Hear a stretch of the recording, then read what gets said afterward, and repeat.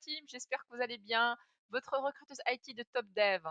Et aujourd'hui, j'ai envie de vous raconter une histoire. Vous avez le temps? Eh bien écoutez, suivez-moi jusqu'au bout. Il y a quelque temps, j'ai entendu cette phrase dans un café.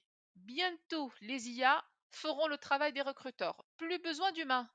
J'ai souri parce que je sais pertinemment que c'est faux. Mais parce que c'était incomplet aussi, hein. Alors imagine, en tant que recruteur, tu lances une offre pour un développeur. Le lendemain, tu reçois 600 CV. Tu ouvres ton ordi, tu prends ton café et tu sais pertinemment que déjà ta journée est foutue.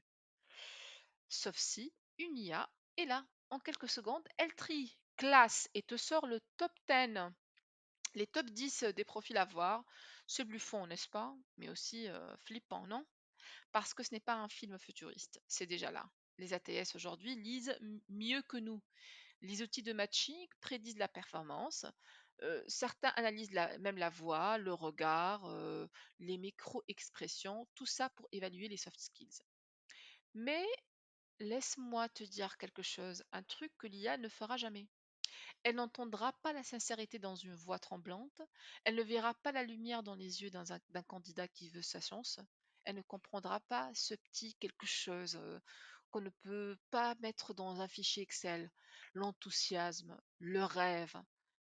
Tout cela, un IA ne peut pas le faire. Donc parce qu'un recruteur, c'est pas juste analyser des données, hein, c'est aussi ressentir des personnes. Et ça, aucune machine ne sait encore le faire. Heureusement pour nous, les confrères et les consoeurs, cela me rassure personnellement. Alors, l'IA, pour moi, c'est comme un super pouvoir, mais un pouvoir mal utilisé, mal géré, ça peut faire des dégâts aussi, hein. Bien utilisé, ça te rend plus rapide, plus efficace, plus précis, mais jamais plus humain. Alors non, conclusion, l'IA ne peut pas voler le métier d'un recruteur, mais elle va changer ceux qui ne veulent pas évoluer. Et ça, c'est une vraie révolution dans le domaine d'IT. Et vous, vous pouvez laisser l'IA choisir votre futur collègue? À très vite, je vous remercie infiniment pour votre écoute et pour votre fidélité. J'espère que vous allez pouvoir nous proposer surtout des sujets que vous voulez que nous évoquions dans les prochains épisodes de Top Dev Academy.